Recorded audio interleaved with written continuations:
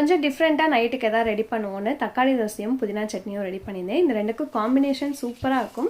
இந்த 2 ரெசிபியுமே சேர்த்து ஷார்ட் வீடியோவாக ஆல்ரெடி நம்ம சேனலில் போட்டிருக்கேன். சேனல் நேம் கீழே இருக்க ரிலேட்டட் வீடியோவில் கொடுக்குறேன்.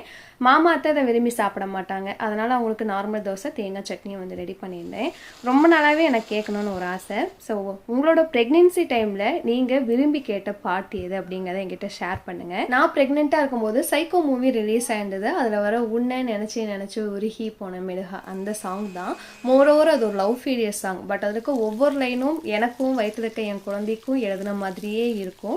அதுலேயும் யாரோ அவளோ என்னை தீண்டும் காற்றின் நிழலோ, யாரோ அவளோ தாலாட்டும் தாயின் குரலோ, அந்த லைன்லாம் கேட்கும்போது அப்படியே ஹார்ட் வந்து மெல்ட் ஆயிடும். ஸோ உங்களோட ஸ்வீட் மெமரிஸை ஷேர் பண்ணுங்கள். படிக்கிற எல்லாத்துக்குமே வந்து ஒரு ஹாப்பி ஃபீல் வரும்.